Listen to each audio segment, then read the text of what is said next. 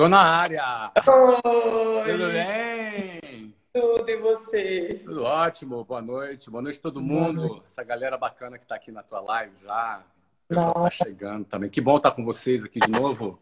nossa, muito Já obrigada. passou 2 anos, Adriana? Já faz 2 anos da live? Eu fanzona atrás de você. Flávio, eu quero falar com você, eu quero te conhecer. E agora o telefone. Muito legal. Então, passa muito rápido o tempo, né? Incrível, né? Muito, muito. Passa rápido a beça. E Impressionante. agora? Quando? É isso aí. E aí, agora o tempo passou, já estamos em 2020, coronavírus, as crianças crescendo. E Muito, não para, né? muito. Crescendo muito, não para. Que horas é agora aí em Aqui, Orlando? 8h05. 1 hora antes aqui. Ah, tá. Ah, mas a gente não tá com delay, você tá conseguindo me ouvir recebendo no mesmo tempo. Perfeito, sem delay algum. Você está me ouvindo com delay? Não. Aham. Não, não, tô Tá bom, perfeito. tá ótimo. Ô, Flávio, muito obrigada mais uma vez. Não sei Um quanto seu tempo. prazer. Nossa, demais. Obrigada mesmo. Estava muito ansiosa aqui. Deixa eu te falar uma coisa. A gente vai bater um papo sobre a mentalidade empreendedora, a gente vai conversar sobre tudo isso. Mas antes de começar, eu queria que você pudesse falar um pouco de quando você começou, como que tudo funcionou para você. Eu sei que para você deve estar super repetitivo, mas eu penso que as pessoas que estão aqui às vezes não sabem, então só para já trazer uma inspiração para todo mundo que está acompanhando. Você quer saber especificamente como eu comecei a empreender ou como começou mais lá atrás? Como é que você prefere? Atrás, a sua história, quando você morava no Rio de Janeiro. Isso, tá. Bom, da minha história, desde o início, eu sou uma pessoa da periferia do Rio de Janeiro. Rio de Janeiro é uma cidade muito interessante porque é uma cidade comprida. É uma trepinha, assim, né? Que vai assim, bem comprida. Então, quem mora na periferia, fatalmente, vai gastar 4, 5 horas por dia, 4 horas no mínimo, em transporte público. Então, é aquele cara que vai entrar no ônibus cheio, num trem cheio e vai até o centro. O cara que mora na zona oeste do Rio de Janeiro, como era meu caso, não é? Viajava, cruzava a Avenida Brasil, até chegar no centro do Rio de Janeiro. Então, eu sou dessa região de classe média baixa, minha mãe professora. Graças a Deus, assim, nunca tivemos problemas de comida, falta. A gente tinha uma vida muito simples, né? Muito simples. Morávamos num apartamento de 60 metros quadrados, éramos 6 pessoas, eram umas 2 irmãs, minha avó, meu pai e minha mãe, num apartamento de 60 metros quadrados com um banheiro só. Nossa. Então, é uma vida simples, mas uma família boa, uma família com meu pai e minha mãe sempre me trataram muito bem. E eu era um cara que estudou em escola pública durante quase toda a minha vida, né? Então, me preparei para ser funcionário público, né? Eu queria ser funcionário público, eu queria ser das Forças Armadas. Aí eu entrei na Marinha, eu passei numa prova para oficial da Marinha. Fiquei 2 anos lá na Marinha. Então, me preparei, estudei bastante. Minha mãe deu o salário inteiro dela para poder pagar a escola para mim. Aí eu viajava 2 horas, 2 horas e meia até chegar na escola, mais 2 horas e meia para voltar. E foi assim por 3 anos até eu conseguir entrar. Aí quando eu finalmente consegui entrar, realizei meu projeto. No primeiro dia, eu vi que aquilo ali não era para mim, sabe? Não É. gostei do formato militar, do modelo militar. Eu fiquei lá até 2 anos, mas eles fizeram o favor de me expulsar, né? Então, Você, no final do segundo ano, eu fui convidado a me retirar, né? tipo, você fez bagunça? Não sei o que você poderia fazer. É assim, quando você não se adapta ao sistema militar, você às vezes não cumpre, não segue o processo. Nada grave, nada sério, entendeu? Nada muito sério aos nossos olhos, mas dentro do modelo militar aquilo ali não serve. Então, e aí eles me fizeram esse favor, porque realmente não era para eu estar lá. Eu realmente não tinha nem me adaptado no processo, mas a gente vai levando, né? Às vezes na vida a gente se adapta com coisas não ideais e vai levando. Então, eu tive a sorte deles terem interrompido o processo, que provavelmente eu teria ido até o final. Aí seria ruim, seria muito pior para mim, né? Aí voltei para casa, aí passei no vestibular. Aí eu sempre cito que uma coisa importante na minha vida foi quando eu conheci a Luciana, me apaixonei por ela. Eu tinha 18 anos, ela tinha 15. Então, eu me Nossa. apaixonei por ela e eu falei, eu quero casar com essa menina, que eu vou passar o resto da vida com ela. E aí eu me casei aos 20. né? Aos 20 eu me casei, eu tinha 20, ela tinha 17. E a nossa vida começou assim. Eu vendia curso de inglês já nessa época, trabalhava como vendedor de curso de inglês. E a nossa vida começou assim. A gente, logo assim que casou, morou em frente à favela, não era na favela. Era literalmente, você atravessava a rua, você estava na favela. A gente chama lá no Rio de Janeiro da boca da favela. É aquele lugar que a polícia entra, invade, tem tiroteio. No primeira noite nossa em casa, teve um tiroteio de 2 horas seguidas. Ela com 17 e você com 20. Ela tinha 17 e eu 20, exatamente. A gente casou e o melhor presente que a gente ganhou foi uma televisão de 14 polegadas usada. Não é? A gente não tinha geladeira. Não tinha geladeira. Ah, mas como não tinha geladeira? Não tinha dinheiro para comprar uma geladeira. Então, assim, a nossa vida começou assim. E eu trabalhava como vendedor de curso de inglês, estava começando a minha vida. Só que eu acho que quando eu me casei, que era uma coisa que eu queria muito, Luciana queria muito, assim, eu ganhei mais força, ganhei mais foco. E aí a gente começou a construir a nossa vida. E eu cresci dentro dessa empresa, trabalhei 4 anos nessa empresa, entre 1991 e 1995. Quando eu saí dessa empresa e abri a WhatsApp. A primeira escola da WhatsApp eu abri em 3 de abril de 1995, lá no centro do Rio de Janeiro. Isso, e abri a WhatsApp. Talvez eu precisasse de uns 100 mil reais, mais ou menos, na época, para abrir, seriam uns 400, 500 mil reais. O que custa para abrir uma escola, né? Até hoje, né? Se abrir uma escola da WhatsApp, custa aí 450, 500 mil reais. Eu não tinha essa grana. Tinha talvez uns 80 mil que eu tinha guardado. Eu estava ganhando já bem, mas não tinha o suficiente. E aí eu complementei com o dinheiro de um cheque especial, que era por volta de 20 mil reais na época. Era por volta, não, era exatamente 20 mil reais na época, que hoje deve ser por volta aí de uns 200 mil reais. Entre meu e da Luciana, pagando 12% de juros ao mês. Mas era a grana que a gente tinha, aquele era o momento, aquele era o timing, a gente abraçou esse desafio e com mais um dinheirinho que eu tinha guardado, a gente começou. Porém, aquele dinheiro não era suficiente. Era suficiente para fazer uma reforma, porque você vai fazer uma reforma num prédio num andar de 430 metros quadrados. Nossa primeira escola tinha 430 metros quadrados. É grande isso, era um andar comercial inteiro. Muito. Na esquina com a Avenida Rio Branco, no Rio de Janeiro, na Rua da Alfândega com a Avenida Rio Branco. Você consegue fazer o que com isso? Você consegue dar uma primeira reforma. Não é? Então, alugamos ar-condicionado, alugamos linha telefônica. Na época era linha telefônica, era alugado, você alugava, né? Tira. Hoje em dia qualquer um vai lá e pega a linha, mas na época não era assim, né? E foi assim, começamos. E assim, essa grana dava para quê? Para dar essa primeira reforma. Para pagar os funcionários no mês que vem, porque a gente abriu já com 20 funcionários. Pô, Flávio, abriu grande. A gente abriu grande porque tu põe aluno, tu tem que ter professor, tem que ter recepcionista, tem que ter auxiliar de limpeza, tem que ter vendedor. Não tem jeito, uma escola é gente, é prestador de serviço, né? E aí, se eu não vendesse, não tinha dinheiro para pagar as contas no mês seguinte. Já quebrava no primeiro mês. Então, eu tinha que vender. Então, vender era a parte que eu me garantia. Era a minha especialidade. Então, a gente sempre bateu todas as metas. Não quebramos do primeiro mês, nem do segundo, nem do terceiro, nem no oitavo, porque no oitavo a gente abriu a segunda escola, que já foi em São Paulo.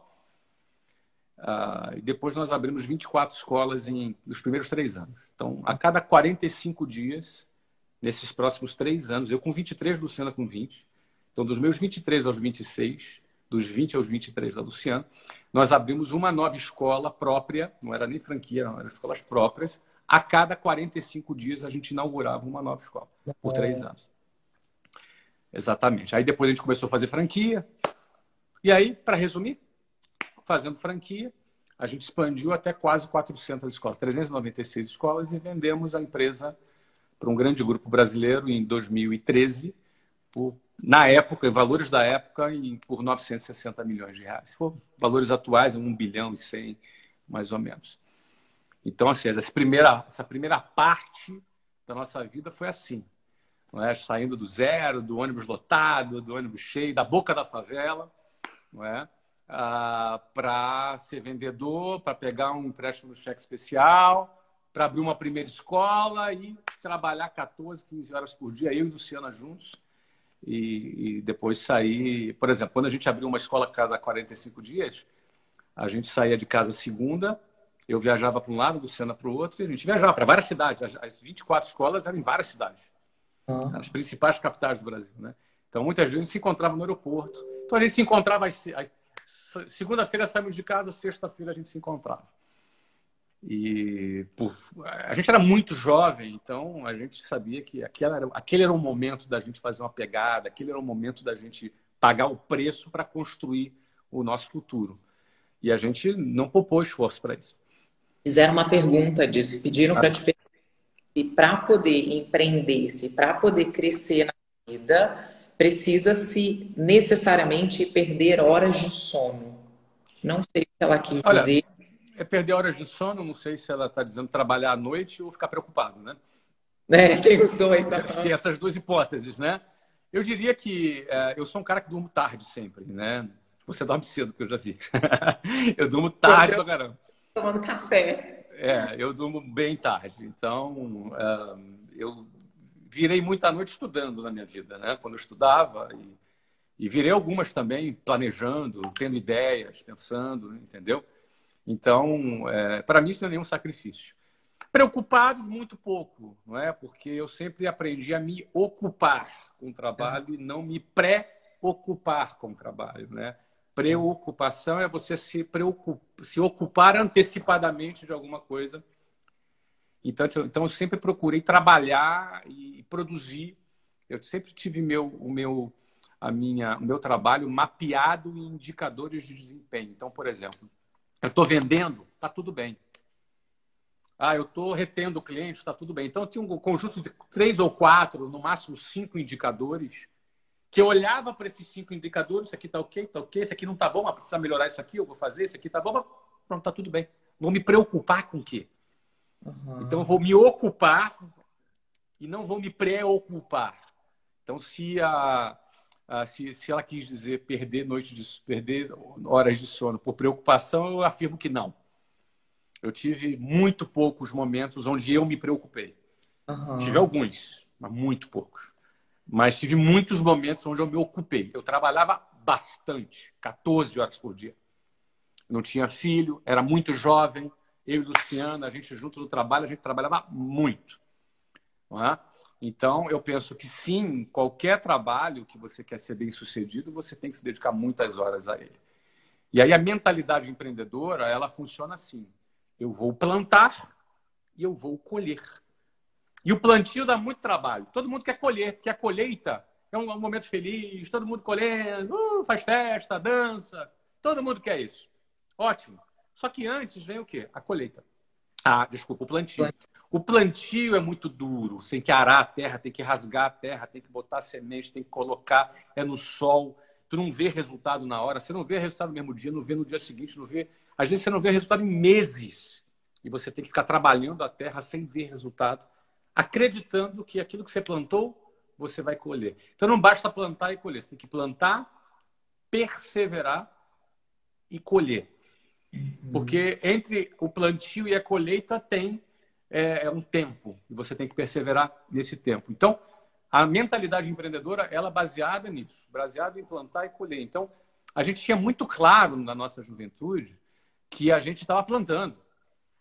E era plantando para a nossa vida. Plantando para os meus filhos, que eu nem tinha ainda na época. Plantando para mudança de vida. Ou seja, o prêmio do futuro era muito grande. Então, a gente sempre tinha em mente que qualquer esforço seria compensado futuramente. Trocando em miúdos, a gente trabalhou alguns finais de semana, enquanto muitos amigos meus iam para a praia. Mas a gente sabia que anos adiante a gente iria para praias que esses amigos jamais iriam frequentar. Então, tudo tem um preço, não é? E eu sempre falo que o preço é muito barato. Apesar de muitos acharem que não estão a fim de pagar, se você comparar com o prêmio, o preço não é alto. Então, respondendo a colega se foi preocupação ou se foi por quantidade de trabalho. Eu dei as duas respostas logo. E eu lembro disso, em 2018, eu lembro muito como eu fico te stalkeando o tempo inteiro, de você falando sobre isso, que no longo prazo você vai estar curtindo enquanto outras pessoas que... Isso. Mas deixa eu Porque, dar uma ressalva, Adriana, desculpa, claro, pessoal, essa história que ela liga, que me enche o saco, não é bem assim não, tá? Ela é bem educadinha, nada disso. Ela manda mensagem, a gente responde com o maior prazer, até porque ela, o Rodrigo, a gente já jantou junto, já nos encontramos. É bem, é um amor, nada disso que enche o saco. Não é mas, o saco, tipo, não. olha quantas coisas eu te ligo. Flávio, olha, eu recebi uma proposta assim, assado. Você acha mesmo que eu devo fazer? Olha, acho que isso pode ser um pouco perigoso. Tipo, eu te passo as minhas coisas no seu tempo ocupado para você poder ajudar. E você sempre muito Imagina. obrigada. Mas então, em 2018, que foi quando Linda nasceu, que a gente trabalhava freneticamente, que eu ficava acordando de madrugada para poder criar as coisas, eu tinha muitas dessas mensagens, principalmente na internet, que as pessoas elas vão lendo e elas vão falando e acaba que tem um certo peso. E escreviam muito isso para mim. A sua vida parece que se resume só a trabalhar. Você nenhum final de semana você viaja, nenhum final de semana você está na festa com seus amigos, não faz nada. E eu tinha muito isso que você falou. Vai, trabalha por um longo período de tempo, sem cessar, que daqui a pouco você vai colher. Dito e feito. Foi exatamente o que aconteceu. 2019 eu pude desacelerar, hoje a gente está em 2020. 2019 eu pude desacelerar, pude escolher mais. E hoje eu iria te perguntar, Flávio, tudo que você programou, tudo deu muito certo sempre? Ou você tinha os momentos de queda, os momentos que você tinha medo ou não? Você tem pequenos momentos e grandes momentos. Se eu for pensar nos grandes momentos, deu tudo certo. Né? Tudo deu certo. Se eu for pensar nos pequenos momentos, o deu certo é formado por muitos errados e alguns certos. Aham, aham. Então, não foram todos os produtos que eu lancei que funcionaram, todas as estratégias que eu criei que deram certo, não foram todas as escolas que eu abri que funcionaram. Não é? Mas eu estava sempre andando para frente, no geral, no todo.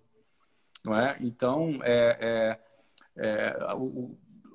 se a pessoa, às vezes a pessoa tem aquele pensamento positivo que é assim, não, vai dar tudo certo. Eu não gosto disso, porque não vai dar tudo certo. Vai dar errado, sim. A gente vai receber mais não do que sim. A gente tem que perseverar, porque o que vale é o sim. Às vezes você recebe 5, 6, 7 não. Mas aí você vai lá e tem um sim. Aquele sim compensou os 5, 6, 7 não. Então, a vida é feita de mais nãos que sim. Nada é fácil. Mas o que faz a gente conquistar o prêmio é a nossa perseverança até chegar no prêmio. Na mentalidade empreendedora, eu costumo dizer que a palavra até é uma das palavras mais importantes no dicionário de quem quer empreender. Porque a palavra até, ela significa assim, olha, eu vou trabalhar até conquistar o prêmio.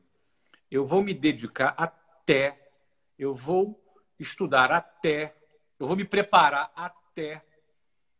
Porque, infelizmente, as pessoas são cada vez mais imediatistas. Então, elas nunca fazem as coisas até. Elas fazem quando tomam não param. Elas desistem. Elas não se acham capazes. Elas duvidam da sua capacidade. Elas questionam se era aquilo mesmo que deveria fazer. Às vezes a pessoa ela é uma enfermeira, mas ela pensa, não, agora eu quero vender esse produto. E aí, não, é isso que eu quero.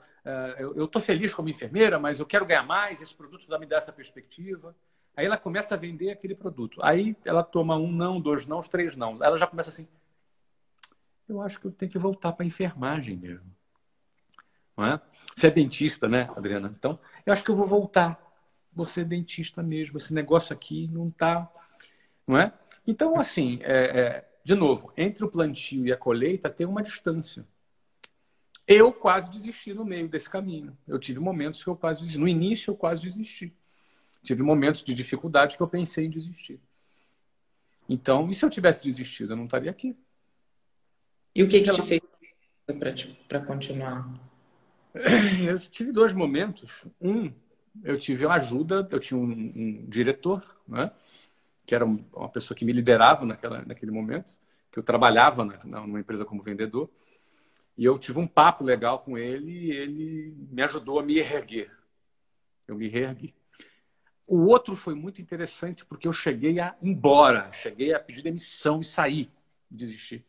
E fui trabalhar numa multinacional, fiz entrevista numa multinacional para trabalhar e estava tudo certo, o gerente chegou, o gerente estava de férias, desculpa, o diretor estava de férias, o gerente já tinha me contratado e tal, os gerentes que estavam embaixo já tinham... tá tudo certo, tinha feito prova, estava tudo certo.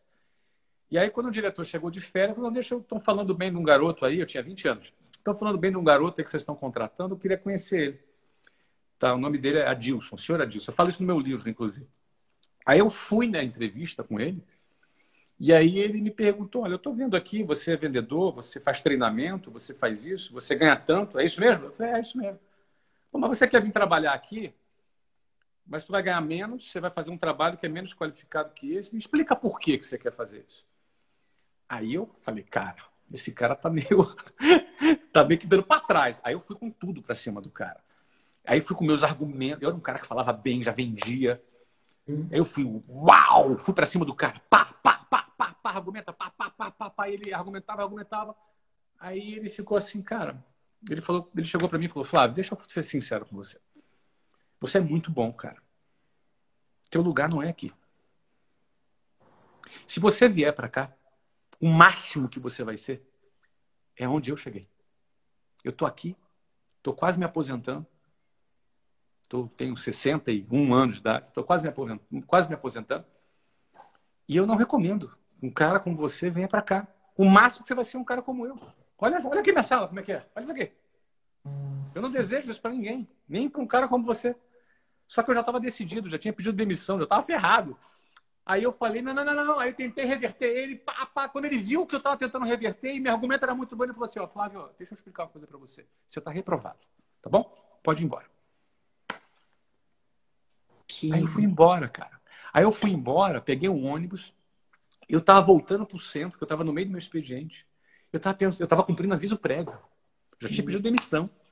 Aí eu tava pensando assim, cara, eu tô ferrado. Agora eu pedi demissão, não conseguia parar, e agora? O que eu vou fazer?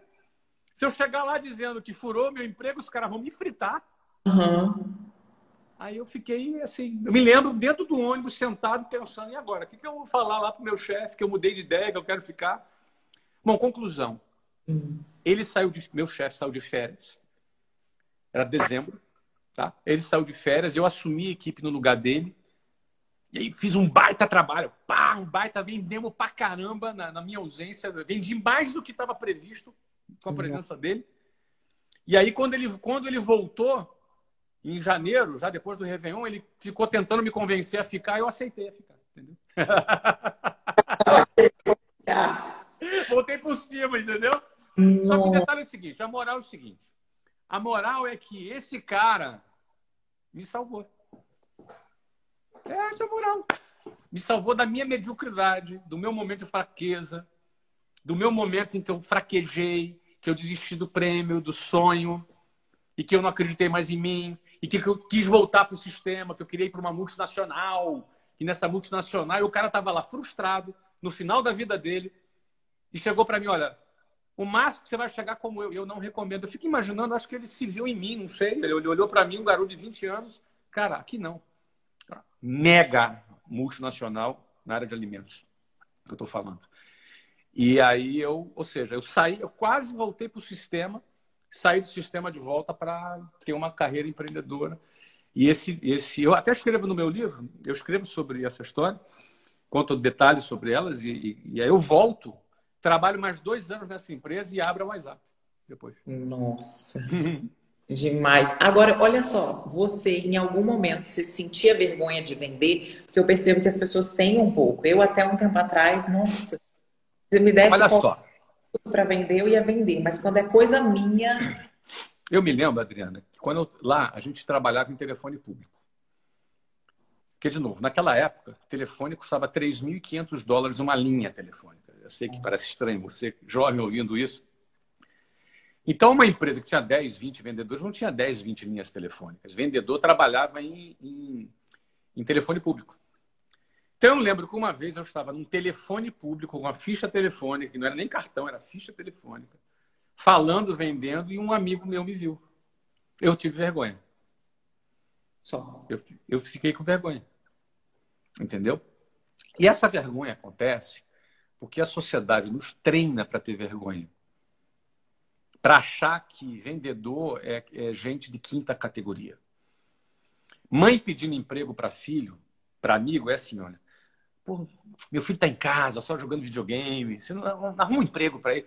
Pode ser qualquer coisa, até vendedor. É isso mesmo. Então, o que acontece? Se a Apple não vender, ela quebra. Se a Tesla não vender, ela quebra. Se o Google não vender, ele quebra. Se a WhatsApp não vender, ela quebra. Qualquer empresa não vender, ela quebra. Vender é uma das coisas mais importantes, se não a mais importante. Eu não vou dizer a mais, porque é um conjunto de várias coisas. Mas tudo começa na venda. Então, alguém que domina o processo de venda é alguém independente. É alguém que conheceu a independência. É alguém que conheceu, não só porque ele não vai precisar de patrão, não estou falando desse tipo de independência. Independência funcional. A sua empresa é uma empresa que não é refém de nada se você vende. Porque se vende, está tudo bem na sua empresa. Se não vende, está tudo mal. Essa é a moral. Então, entre sócios, aquele sócio que é o sócio que vende, é o cara que faz o negócio se movimentar. Não que os outros não sejam importantes, a gestão, claro que é importante, mas tudo começa com a venda. Então, essa vergonha de vender, pode ter certeza que a pessoa que tem vergonha de vender, ou aquela mãe que tem vergonha do filho que vende, talvez não tivesse vergonha se o filho fosse estagiário do Banco do Brasil. Uhum. Talvez não tivesse, nada contra o Banco do Brasil, tá?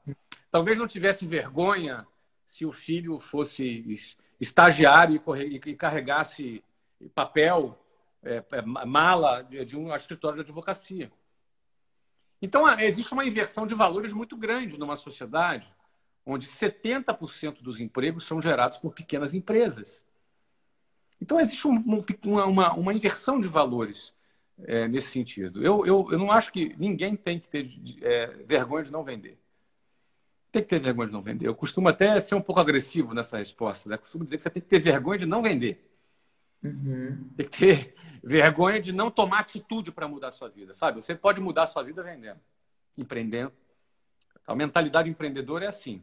Eu não vou ter vergonha de vender. Eu vou ter vergonha de ser mais um na multidão.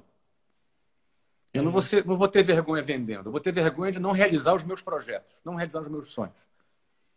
Eu vou ter vergonha de dar razão para aquela palavra negativa que, às vezes, até pessoas que gostam da gente nos deram. Você não presta para nada, menino. Se você der razão para essa palavra, isso você tem que ter vergonha. Mas de vender, de forma alguma. Vender é uma coisa gloriosa. Vender é um negócio sensacional. Você vender, você ser útil para alguém e ajudar alguém a tomar uma decisão. Você fazer a diferença na vida de uma pessoa que às vezes acorda com um problema e encontra a solução no meio do dia porque te encontrou. Você apresentou uma solução para ela, de um problema, de um sofrimento dela. Uhum. Aprender inglês é sofrimento para muita gente. Aí você vai lá e vende um curso de inglês. Pelo amor de Deus. Não é? Autoestima é um problema muito grande para muitas pessoas. Aí você vai lá e vende um produto que melhora a autoestima da pessoa. Não é? Você produz um conteúdo que as pessoas vão refletir, que elas vão aprender. Isso é glorioso. Vender é algo que você tem que ter orgulho de vender. Jamais vergonha. A sociedade treina as pessoas para serem funcionários. Nada contra você ser funcionário de lugar nenhum. Nada contra. Você pode ser funcionário. Eu fui funcionário de uma empresa. Não tem problema nenhum você ser funcionário público. Nenhum problema. Meus pais são funcionários públicos. Mas por que não empreender? Por que o passarinho tem que estar sempre dentro da gaiola? Todo quinto dia útil vem um potinho de alpiste lá para ele comer. Por que ele não pode voar e decidir o que ele vai comer na hora que quiser, o que ele quiser? Por quê? Por que tem que depender do INSS no final da vida? Isso é uma coisa que eu morri de medo. Quando eu tinha 20 anos, no caminho da minha casa para a empresa, era 2 horas e pouco de viagem, às vezes 2 horas e meia. Tinham muitos bancos. Era uma rua que tinha muito. Eu passava em muitos bancos. E dia de pagamento de aposentadoria, em frente à Caixa Econômica Federal, eu nem sei se é assim hoje em dia, Ficava uma fila de velhinha esperando, coitadinhos, lá no sol, para pegar o dinheirinho deles, aquela aposentadoria mirrada. Eu pensava assim, ó, nunca na minha vida eu vou depender de INSS. Esse é o sistema. O prêmio do sistema é o INSS. O cara vai trabalhar, não, eu estou seguro, minha empresa é segura. E INSS nele no final da vida. É isso que você quer? Eu pensava, eu não quero viver de INSS no final da minha vida. Então, tão importante quanto é você saber o que quer, é importante você saber também o que não quer. Você quer, no final da sua vida, depender da mixaria do INSS, que é uma pirâmide financeira que daqui a pouco não tem nem dinheiro para pagar? A reforma da Previdência acontece várias vezes por isso, né? Porque vai acabando dinheiro, aí tem que fazer reforma. Antigamente aposentava com 45, depois com 50, 55, 60, 65, daqui a pouco está com 90 anos para se aposentar. É disso? É disso que você quer depender? Eu pensava na minha época, não, eu não quero depender. Então, para isso, eu tenho que trabalhar, juntar dinheiro, fazer meu patrimônio. Então, eu não posso estar dentro do sistema. Eu tenho que estar fora dele. E você idealizava se tornar um bilionário? Não. Ou... Não. Oi? Não. Sério, que massa. De forma alguma. Eu imaginava me casar primeiro. Ter dinheiro para casar. Depois eu imaginava ter um apartamentinho, entendeu? Depois eu imaginava abrir minha empresa. Aí quando abri minha empresa eu vi que não tinha limite, aí comecei a aumentar o que eu imaginava. Você não deseja o que você desconhece. Eu sequer sabia da existência do mundo que eu vivo hoje. Não é que eu não desejava. Não é que eu queria. Não, você não deseja aquilo que você não sabe que existe. Então, por isso é muito importante você conhecer pessoas que aumentem as suas referências.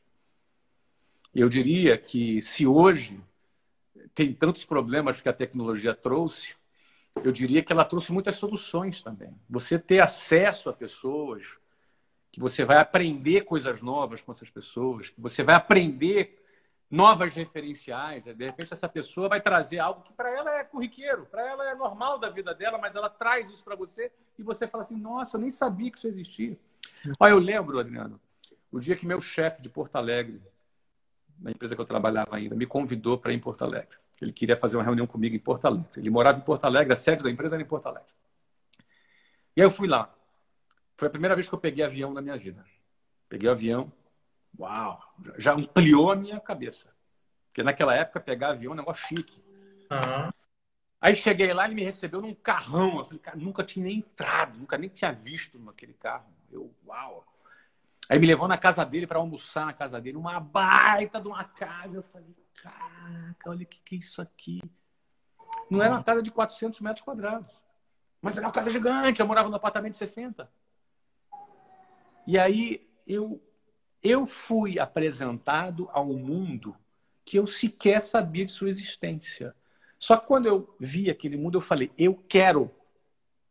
Eu quero. O que eu tenho que fazer para isso? Eu vou fazer o que... Até de novo aí. Até eu fazer o que eu quero.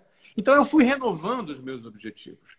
Eu sempre fui um cara com muito apetite para o próximo degrau. Eu nunca fui de pensar 10 degraus para cima, 20 degraus. Eu não conseguia enxergar. Eu pensava sempre no próximo degrau. No próximo. Só que é o seguinte, eu chegava no próximo, eu queria o próximo. Eu chegava no próximo, eu queria o próximo. Muita gente chega no primeiro degrau e já se acomoda. Eu sempre digo, né? A gente tem que plantar com as duas mãos, trabalhar o que for necessário, num primeiro momento da vida. Depois, quando a gente começar a colher, não colha com as duas mãos. Colha com uma mão só. Porque com a outra mão você continua plantando. Aí você colhe com uma mão, planta com a outra. Colhe com uma mão, planta com a outra. Não é? Eu fico vendo você crescendo, Adriana, fico super orgulhoso de ver você com seus projetos. E eu conheço eles por trás dos bastidores e vejo ele também dentro dos holofotes. Então, eu vejo sempre vocês plantando muito, trabalhando muito, colhendo muito e também plantando e colhendo e sem parar de plantar. Muito. Porque primeiro que... Por que parar se tu pode mais? Essa é a primeira pergunta. Lembra Segunda pergunta. Para que parar? Desde quando a gente quer ficar na rede? Por que não fazer nada tem graça? Às vezes a pessoa me pergunta para mim, Flávio, você não precisa mais trabalhar. Por que você trabalha? E aí geralmente eu falo para ela assim, cara, a tua pergunta já é uma pergunta de alguém que odeia trabalhar. Porque só alguém que odeia trabalhar fica intrigado, igual você tá, para perguntar, pô, se esse cara não precisa trabalhar, por que ele trabalha? Porque o conceito das pessoas de precisar trabalhar é para pagar boleto. Aham. Para trabalhar não é só para pagar boleto. Não é só para pagar boleto. Eu preciso trabalhar, não é mais para pagar boleto, é verdade. Mas eu preciso porque eu quero me sentir útil. Eu quero me sentir importante para outras pessoas. Eu quero deixar uma marca. Eu quero alcançar alguns troféus, algumas medalhas. Quanto vale para um atleta olímpico ganhar uma medalha olímpica? Uhum. Talvez ele comprasse, mandasse fazer uma medalha de ouro, ia pagar R$ 5.000 lá e fazer uma medalha igualzinha da Olimpíada. Mas é a mesma coisa? Não. Quanto vale a conquista? Então, isso faz parte da mentalidade do empreendedor. Eu lembro que eu te perguntei isso no café da manhã. Eu falei, por que você continua fazendo o que você faz? Você falou, Adriana, minha relação, eu amo o que eu faço e poder deixar meu legado cada vez mais. Porque você não precisa, exatamente isso, você não precisa. E olha o quanto do seu tempo você para poder ficar respondendo caixinha de pergunta, ficar Mas é dando. porque eu preciso. Eu não preciso para pagar conta. Eu preciso por outros motivos. Preciso porque eu gosto. Entendeu? Eu faço as coisas que eu gosto. Quer ver um negócio legal? Deixa eu te mostrar uma coisa aqui, peraí. Que eu gosto também. Vê se dá pra ver. Ai, peraí, dá pra ver? As guitarrinhas vindo? As guitarras, senhora, isso aí pagava todos os meus boletos do Peraí. Ai, uma agora. Agora foi. Ela. toda, senhor. São coisas que eu gosto. Coisas que eu adoro. Eu gosto de tocar instrumentos, como eu gosto de trabalhar, como eu gosto de fazer as coisas que eu faço. Então eu preciso, né? Não preciso para pagar conta, né? Pagar conta não é a única razão, não é o único propósito de alguém trabalhar. Aliás, quem trabalha com o propósito de só pagar conta deve ser ruim, né? Muito. Deve ser sofrido, porque cansa. Fica pesado. É importante achar mais motivos. E aí, talvez muitos perguntem, não, mas é fácil para você que é rico. E, às vezes as pessoas falam coisas assim, né? Eu costumo dizer que é o contrário, que quando a gente encontra e a gente tem a coragem, às vezes, de romper com o sistema, não é? A gente se realiza, a possibilidade de você ficar rico é ainda maior. Porque você vai se apaixonar por aquilo, você vai conquistar clientes, você vai conquistar pessoas, você vai influenciar pessoas, pessoas vão te acompanhar, vão querer saber o que você pensa, você vai vender para elas, ainda mais hoje com internet, com Instagram. O Instagram, por exemplo, Eu estava falando agora, eu estava gravando um podcast com um jovem nerd agora, e a gente entrevistou o dono de um açougue restaurante em São Paulo, chamado The Bet. E, cara, o cara tem de 30 mil clientes por mês. Nossa. O cara deve faturar uns seus 10, 15 milhões por mês. O negócio dele começou no Instagram. Começou no Instagram. E até hoje o Instagram ele é o principal canal que divulga e que ele capta clientes para um açougue, para um restaurante, para um negócio que ficou gigante, com delivery, com uma série de coisas. Então, é um negócio que nasceu no Instagram, ele começou a fazer carne maturada, dry aged, na casa dele, e começou a postar e fazer churrasco para testar para os amigos. Aí, daqui a pouco, as pessoas começou a crescer, ele viu que tinha um negócio. Começou na página do Instagram. Então, hoje em dia, as oportunidades de negócio elas são gigantes e são muito mais acessíveis do que na minha época, quando eu comecei. Né? Na minha época, eu tinha que pegar um ônibus 2 horas e meia para ir trabalhar. E você não tinha inspirações como a gente tem hoje. Não tinha acesso. Hora de ver como que fez. Eu tive que ir na casa do meu chefe, lá em Porto Alegre. Para poder ver. Hoje eu consigo assistir a Adriana Santana e o Rodrigão nessa mansão pós-moderna em Atibaia, ali bombando, bonitão. Né?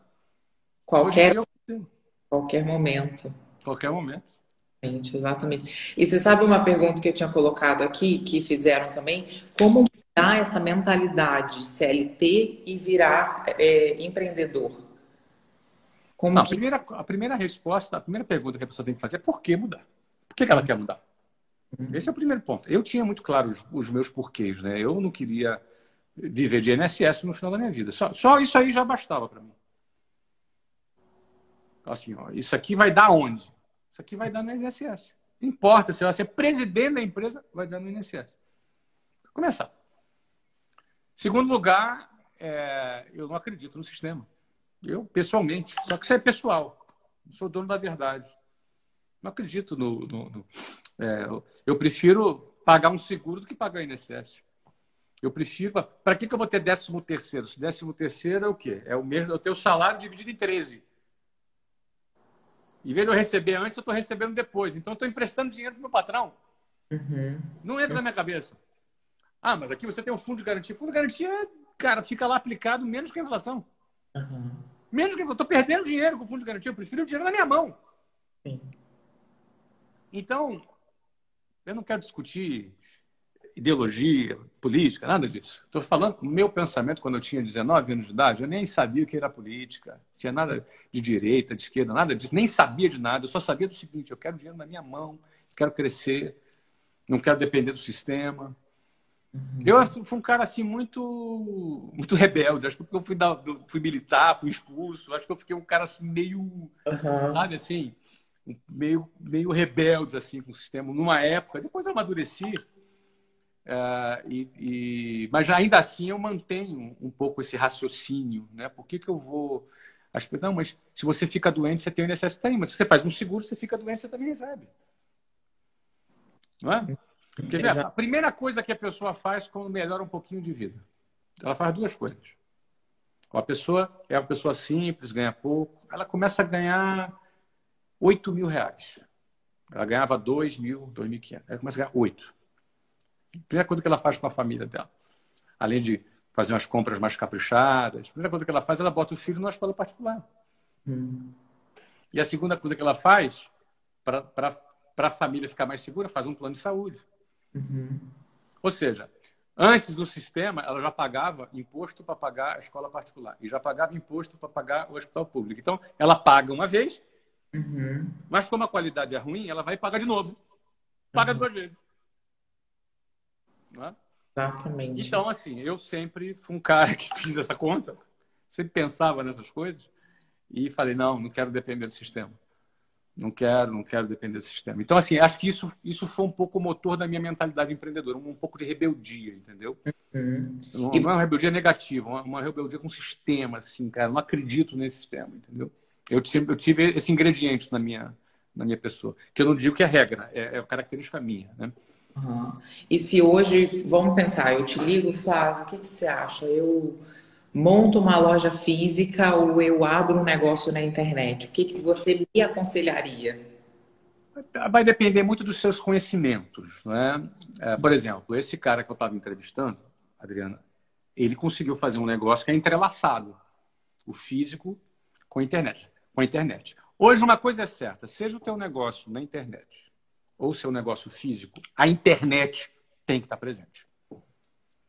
Ela não tem como não estar presente. Até porque negócios físicos em que a internet não esteja presente hoje, na pandemia, já quebrou. Com a pandemia, as empresas estão há 4 meses fechadas. Quem não tem negócio na internet já quebrou. Segundo o IBGE, 720 mil empresas quebraram nesses últimos 4 meses.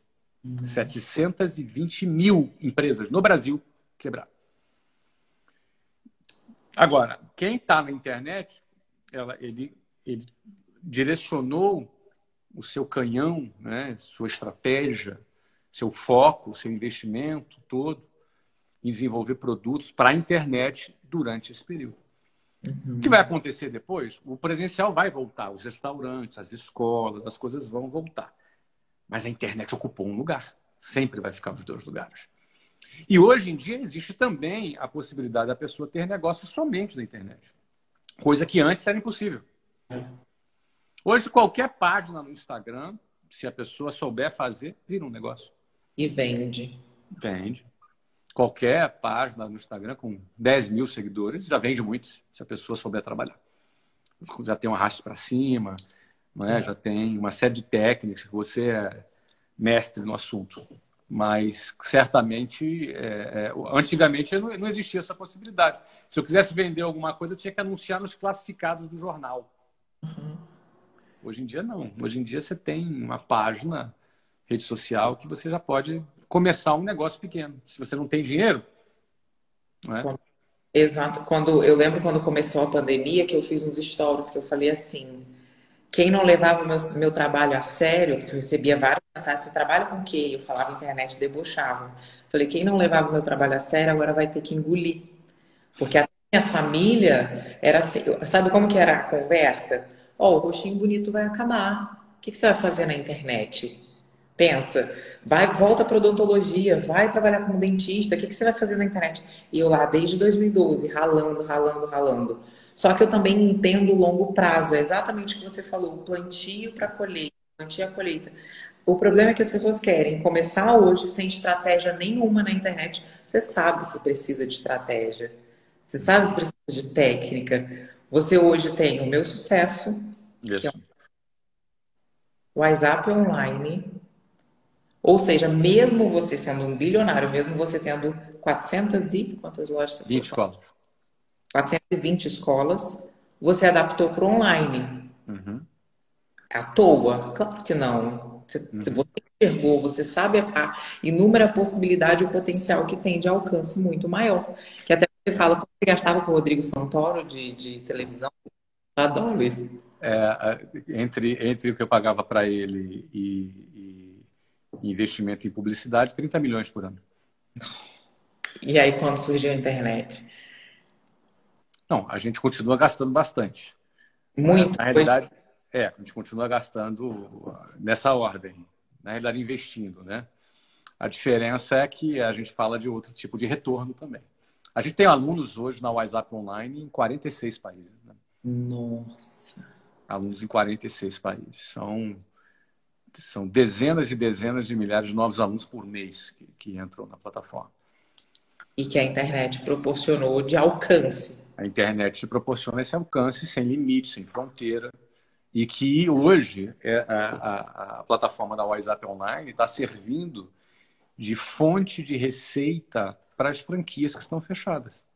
Os Nossa. franqueados podem vender o WhatsApp Online e eles estão gerando recurso que, se eles não tivessem esse recurso, a vida ficaria mais difícil. Uhum. Então, graças a uma plataforma online, a gente consegue proporcionar para uma rede de 420 escolas a possibilidade de gerarem receita no momento de dificuldade. Eu estou olhando aqui mais algumas perguntas, a gente acabou falando sobre todas, só ficou duas últimas que eu vou te fazer, que eles perguntaram qual é o perfil de um empreendedor, se existe um perfil. O perfil, as pessoas sempre acham que o perfil do empreendedor, ele necessariamente é alguém falante, alguém... Mas eu penso que eu acredito, assim, ao longo de 25 anos que eu empreendo, eu tenho 25 anos e meio quase que eu comecei minha primeira empresa. Estou indo para quase 3 décadas empreendendo. E eu sou um empreendedor que tem uma característica. Eu gerei muitos empreendedores, porque eu fiz franquia. Então, cada franqueado é um novo empreendedor. Então, eu formei muitos empreendedores. Porque o cara chega com uma grana, mas não tem experiência, e você tem que formar ele num vendedor, num gestor, em alguém que vai tomar conta do negócio, a mentalidade, a visão. Então, eu trabalhei ao longo desse tempo com muitos empreendedores, gente muito boa, gente que se tornou gente muito bem sucedida, gente que está afim de empreender, mas precisa aprender. É normal isso. Eu gosto de ensinar, gosto de fazer isso. Eu já percebi muitas vezes, Adriana, que o perfil não é necessariamente uma habilidade. As pessoas estão muito focadas em habilidades emocionais, tudo isso é importante, habilidade com números, habilidade de oratória, o desempenho, o desenvolvimento de habilidades é o que se fala muito nos departamentos de RH para a contratação de funcionários. O empreendedor, o motor dele tem a ver com o timing de vida dele. Nós, na nossa vida, sempre tem um momento do basta. muitas vezes a gente vive situações não ideais e a gente se adapta a ela, a gente aceita. Às vezes é um relacionamento abusivo, às vezes é um assédio que a pessoa sofre dentro de casa pelos próprios pais. Às vezes é humilhações que ela tem e ela engole, ela se sente fragilizada, a pessoa se sente fragilizada e acha que precisa se submeter àquilo. Isso acontece na vida profissional, quando ela está infeliz no trabalho, quando a pessoa ela passa anos infeliz no trabalho, mas ela acha que é refém daquilo. Ela acha que se aquilo acaba, ela morre ou ela vai passar fome. E não é verdade. Ninguém precisa ser refém de nada. De ninguém e de nada. Eu penso que o perfil do empreendedor é aquele ser humano, aquele homem ou aquela mulher que se encontra numa situação que ela não está feliz, que ela não está satisfeita, e chega uma hora que ela fala assim, basta. Sabe, tem um momento que é o momento do basta. Às vezes esse momento nunca chega. Passa décadas e décadas, a pessoa vai morrendo por dentro. Ela vai morrendo por dentro. E ela vai apagando, vai ficando opaca, sem brilho. Aquela pessoa vai morrendo por dentro. E em algum momento desse processo de morte, algumas pessoas reagem. E essa reação, ela vem, às vezes, num tapa na mesa. Olha, basta, chega. Esse é o perfil ideal do empreendedor. O perfil ideal do empreendedor é o cara que está no momento do basta. E aí não tem a ver com qualificação acadêmica, não tem a ver com dom, não tem a ver com talento, tem a ver com o momento do basta. Tá cheio de gente talentosa, habilidosa, cheia de formação e diploma pendurado na parede, mas morrendo por dentro, porque aceita. Aceita uma vida de abuso, de assédio ou de humilhação.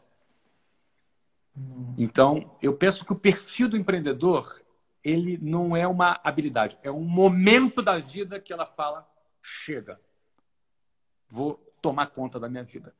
E aí, muitas dessas pessoas descobrem que elas podem muito mais do que pensam. Elas são muito mais capazes do que pensam quando elas tomam essa decisão. Quando ela dá o basta, ela descobre que é muito mais capaz do que pensa. Enquanto quando ela está morrendo, realmente ela é um defunto, é um zumbi, andando para cima e para baixo, morta, sem brilho, porque permitiu e aceitou que determinadas coisas aconteçam em sua vida. É um pouco complicado essa minha resposta, mas eu acho que o perfil do empreendedor é o perfil do cara que deu um basta. E pode ser em qualquer momento da vida, pode ser com 50 anos, com 60, com 30, com 10, quanto antes melhor. Perfeito. Quanto antes melhor, porque é quando a pessoa ela pode se dar o luxo mesmo de assumir riscos. Quando ela está mais nova, ela pode assumir mais riscos. Mas não significa que a pessoa tem 40 ou 50 anos, eu tenho 48 anos de idade e continuo assumindo riscos. Não é? E continuo dando bastas na minha vida, porque eu não quero aceitar limites, limitações na minha vida. Continuo lutando com determinadas situações que às vezes a gente vai aceitando na nossa vida. A gente vai se acostumando. E uma hora você fala basta. Então, acho que nunca é tarde para dar um basta na vida. Demais. E eu ia te perguntar, em cima do que você acabou de falar, mas que você falou dando um basta, que era como vencer o medo de dar esse pontapé inicial. Mas eu acredito que a sua resposta veio... Ó, a gente tem que escolher que medo a gente vai ter na vida. Se é o medo de dar errado, se é o medo ou se é medo de ter sido um covarde na vida e dar errado também, no final. Porque todo covarde dá errado. Seja ele dar errado porque vai fracassar mesmo, ou porque ele vai arrumar um trabalho, ele achou que aquilo é seguro, ele vai ficar só ali o resto da vida. E, no final das contas, ele realmente não perdeu o emprego. Mas ele foi infeliz naquele trabalho. O que adiantou? O que adiantou o cara ter trocado a felicidade dele por uma garantia de salário que não é garantia nenhuma? Porque a empresa pode quebrar, até no serviço público, pode atrasar, não pagar, pode mudar a lei, pode ter uma crise econômica, pode ter coronavírus. Então, no fundo, não é? Eu penso que a gente tem que escolher que medo a gente vai ter. eu acho que o medo não é ruim. O medo é um sentimento de autopreservação que toda espécie tem. O medo nos faz lutar pela vida. Ou seja, o medo pode ser uma motivação. O medo não precisa ser alguma coisa que te paralisa. O medo pode ser algo que te motiva. Eu tenho medo de passar o resto da minha vida no INSS. Então, eu vou trabalhar para crescer. Isso é motivação. Uhum. Não é? Eu tenho medo de ser um a mais na multidão, de não fazer nada na minha vida, de ser um zero à esquerda. Pô, então eu vou trabalhar. Então, acho que a gente tem que escolher o medo. Em vez de ter medo de empreender, por que não o medo de ficar estagnado? Exato. Em vez de ter medo de dar errado, por que não ter medo de ficar dependendo dos pais depois dos 40? Eu acho que a gente tem que escolher melhor os nossos medos, sabe? Tem medo que nos paralisa. Tem medo que nos faz correr. Quer ver um exemplo? Você está andando na rua, bela e formosa, você e o Rodrigão lá, filmando, e aí vem um pitbull correndo, babando para morder vocês. O que vocês fazem? Corre, tá. Vocês vão bater o recorde mundial de corrida, de salto em altura, vão subir na árvore, vão pular o muro, entendeu? Uhum. Depois você vai ficar pensando, eu pulei esse muro? Uhum. Porque o medo, ele te impulsiona. Então vamos escolher os medos certos na nossa vida. Não vamos escolher aqueles medos que nos paralisam, não. Vamos inclusive promover aquele medo que nos joga para frente. Então é isso. Ai, que demais! Você é muito foda! Muito obrigada! Que demais, Flávio. Nossa, muito obrigada. Muito obrigada pelo seu tempo. Eu vou querer marcar Prazer, Adriano. por mês com você aqui. Estou à disposição suas quantas vezes você quiser, eu te falei. Nossa, obrigada, viu? Maravilha, muito obrigado. Manda um beijão para todo mundo aí, Mano. pra essa família bonita que você tem. Obrigada. Rodrigão. Obrigada. Parabéns aí pelo trabalho de vocês, pelo seu trabalho, Adriana. E sucesso. Muito Muito orgulhoso de ver o teu crescimento. Muito obrigada, eu sei que é verdadeiro. Beijo. Beijo para todos, gente. Tchau. Tchau, beijo. Pessoal, deixa eu falar com você.